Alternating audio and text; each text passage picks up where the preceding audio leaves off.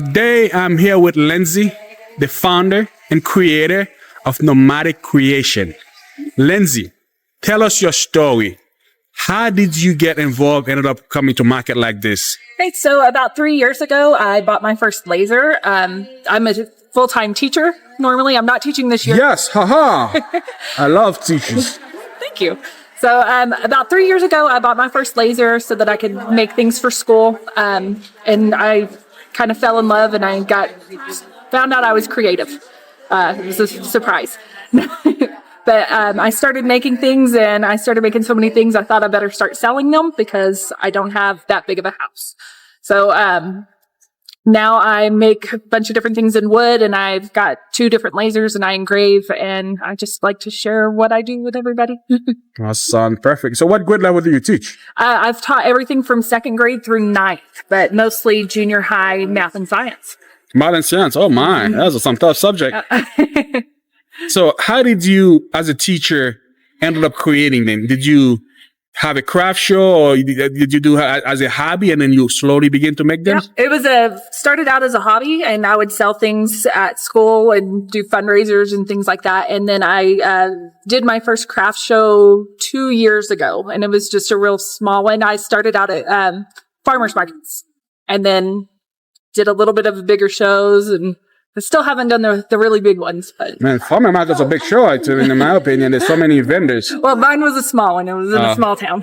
Where? In Utah? In Oklahoma, actually. The great stuff, Oklahoma.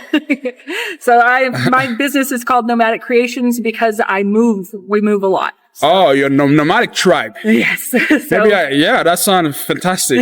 Are you in the military? Is that the reason? No, my husband and I are both teachers. He's a football coach, and he moves for coaching. So I see what you're saying. I follow along. Follow along. Oh, I've been in Oklahoma, New Mexico, Texas, Washington State, Arizona, and now Utah.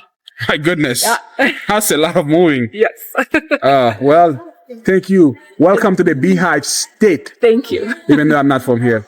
But Lindsey, I guess one of the things regarding farmer market I realize is some farmer markets you might go to, you might sell a lot of product. How do you judge how much inventory to take with you?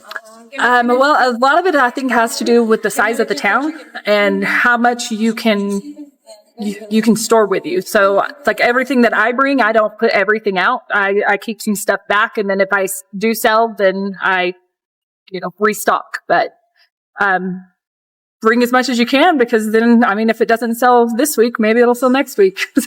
Do you feel like farmer markets are more successful than craft show like this? What do you think?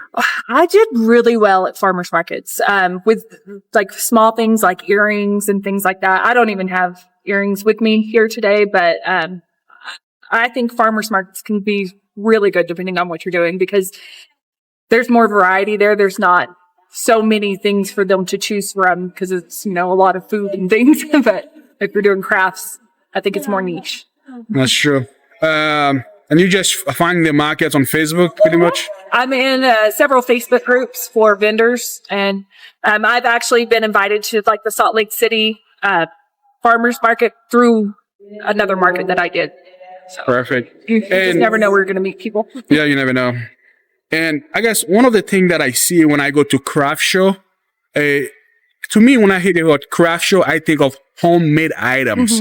And sometimes you go to a craft show, you see stuff from Temu, Amazon, Alibaba. No disrespect to those people, but when I think craft show, there's a uniqueness of it. Those vendors spend time creating it, crafting their product. And then you show up, you see stuff that they mass produce in China or Bangladesh, selling for like $199. What is your take on that? To each their own. There's a market for it, but like some of my things I engrave on, so like my knives and things like that, I don't actually make them. Obviously, but I change them. Yeah. So, I'm not gonna like say anything bad about anybody else that's selling anything, but I prefer to see more handmade things too. Yeah, or at least do something to the product and change it. Yeah. Otherwise, the word craft. Yeah, it needs to have some kind of craft. Yeah. With it. So, when you come to market like this, I feel like there are so many vendors, and sometimes I think it's sad. I feel like sometimes we're competing against each other. Mm-hmm. Do you do anything specific for your booth to attract foot traffic? Well, I try to put things like sticking out into the walkways where, I mean, not sticking out, but pointing towards it so that when people walk by, they can see some of my neater things and it might draw them in. I have like a little sign telling people that I'm doing laser engraving on site. And then just try to be friendly and talk to the people walking by. So welcome them, say, how are you doing? Perfect. No matter how many times they have to hear it that day. Yeah. Do you do anything specific for like Christmas season, Valentine's season? For Christmas season, I do a lot of ornaments. For Valentine's, I made some little shelf sitters and things, and then I have jewelry to engrave. I bring stuff out all year. Like my Christmas ornaments, I have some of them out today, even though it's February, because some people buy those year round. But I try to have just a few things. I'm not going to go too far out because if it doesn't sell, then I have to hold on to it for another year. You don't want that. Yeah. Holding to inventory and adding more and more. And I think vendor life is very interesting because each craft you go to, you might see some vendor, but sometimes you always run to a different vendors. How is the relationship at those craft shows? Do you feel like vendors, us, should be more united to push each other business forward instead of competing against each other? I haven't really seen any vendors that have felt like big competition. I mean, I feel like all the ones that I've been around that I've met have been super, like, we've all tried to help each other. You know, you kind of talk up the next booth's stuff to people in your booth and help out, like whenever they need to go get something to eat or whatever, watch their booths for them. I've met some vendors that, you know, at one show and I would invite them, you know, tell them about another show that we had. So even if you sell similar things, your stuff should be different enough to not really be competition. I mean, you need to find your niche. Yeah, I totally agree. What is your take on vendors leaving early? Because, I don't think you should. Because I feel like, you know, they send the email, the craft show we start at 9, make sure you're here at 8 o'clock for setup, takedown is at 4. You know, some people come like an hour later, and then some of them, they take down like an hour earlier. And you're like, with the people are walking around and you're trying to talk to your customer. And what do you think about this stuff? I'm a rule follower. So, even if it's slow and there's nobody there, like I will sit there until the time is up just because I do what I'm supposed to do. But, if it was a problem like with weather and it was an outdoor thing and it was raining, I'm not going to, you know, I would probably pack up early and leave anyway, just because my stuff would get ruined. But if you're indoors and it's not an emergency, you signed up for the time and you do the time. Because that creates a distraction for the other booth next to you. Yes. Because people are not going to come talk to you because, you know, this guy's parking. I don't know if this vendor's parking as well. Exactly. And they may think that the whole show is starting to, you know, pack up and it's time for them to leave. So, yeah, that's a good thing. I know you don't host market. No. But if you were to host a market, what is one thing you will change or you think that should be improved? Honestly, I don't know. I think that one thing that I would probably try to do is try to have people help unload and load people in. Oh, like, yeah, assistant, yeah. That would be nice. And, I can't really think of anything. No. That's okay. So, what is the future of the business? Well, we're moving to Idaho. What city? Soda Springs. My wife's from Idaho. Really? Yeah, she's from the great city of Rexburg, Idaho. So not too far from. So, moving there, and I'll continue to find some more shows, and hopefully be back in Salt Lake for more vending opportunities.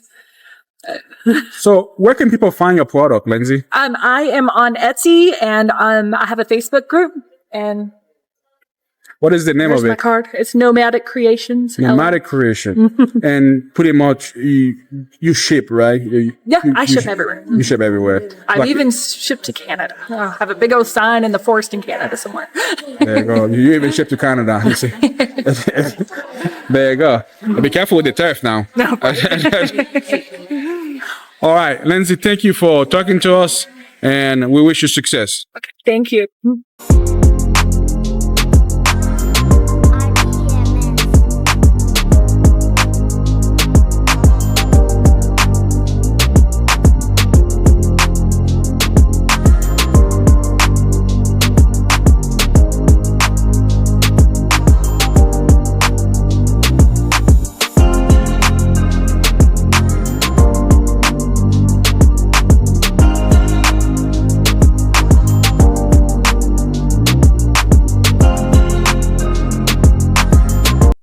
What do you sell?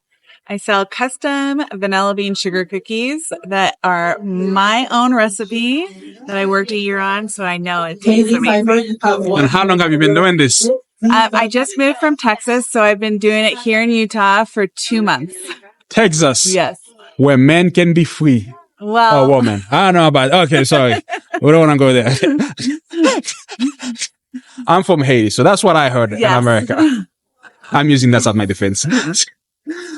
What advice would you give to a vendor that want to come and do this stuff?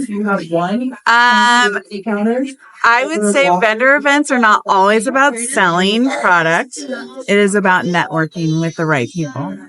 And where can people find you? I'm on Instagram and Facebook at What a Batch, and my website is almost done at whatabatch.com. Thank you. Thank you.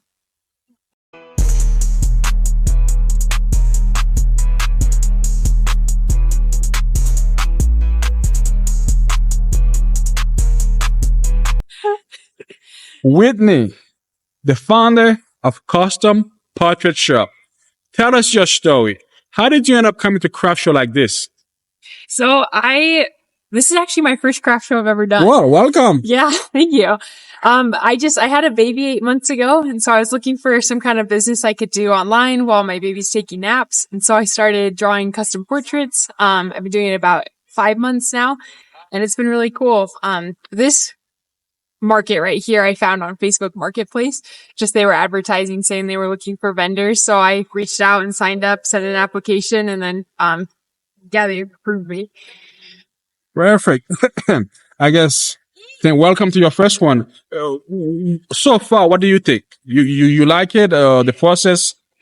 I do, yeah. So far, it's been really great. All the other vendors have been super nice to talk to, and they've given me some tips for just future markets and everything. So I really enjoyed meeting lots of people today. That's good. I think so. One of the things new vendors say is the price, the booth fees. Sometimes, some booth fees could be high. Since this was your first market, do you feel that booth fee was reasonable for how much you charge? Based on the other ones I've seen advertised, I do think it was reasonable. Yeah, especially for it being all day. Sometimes I'll see like 2-hour ones for $100 or something, and that seems a little pricey to me. Yeah, but I don't like that kind of capitalism. No, yeah. So this one I thought was really fair. Yeah, I think so too. And when you come to a market like this, since it was your first time, I know as a new vendor, I was excited out of my mind. I thought people were going to see my candle. They're going to say, oh, I want to buy this. I want to buy this. And I think one of my mistakes I made, I bought all of my product from home. How did you feel? How did you know how much inventory to bring? Since you don't know how many people don't know you. Yeah. How did you make that decision? Well, my product's a little bit unique. It's all made to order. So Oh, all perfect. the things I have here are just examples of past orders that I've done. So I didn't bring like any inventory really, just examples people could show and then place an order and I'll get it to them later. That's excellent. I think you don't have to load too much. You can have one trip to your car pretty much, right? Yeah, I know. It was really nice. My husband was great. He helped bring it all in. Oh, that's a good man. He is. That's excellent. I guess, how do you feel? Because you make those products, right? Some craft show I have been to, I see people selling stuff they get from Temu, Alibaba.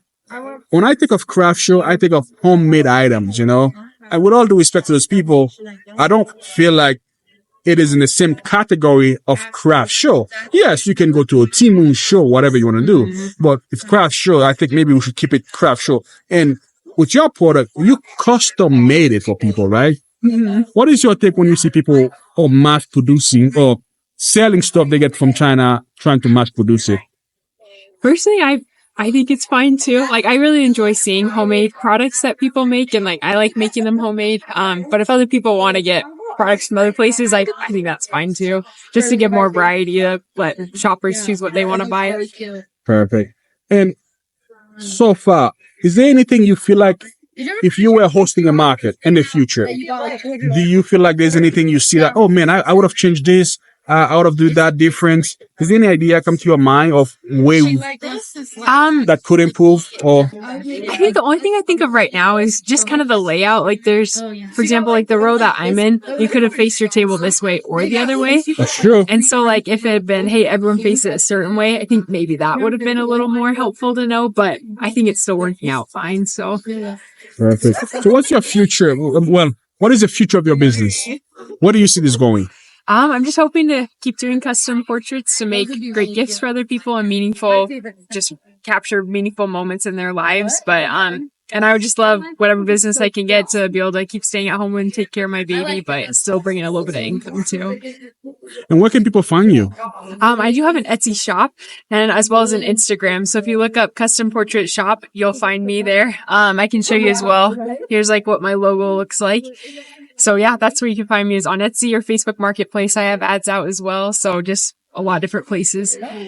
And they can just contact you, or you communicate online with them and get their stuff. Yep. I love to talk and figure out what I can do to help you best. Thank you, Whitney. Oh, thank you. I'm sorry for getting your name wrong the first time. No, you're good. I don't know why I was saying Lindsey. No, you're good. Thank you so much. All right, thank you.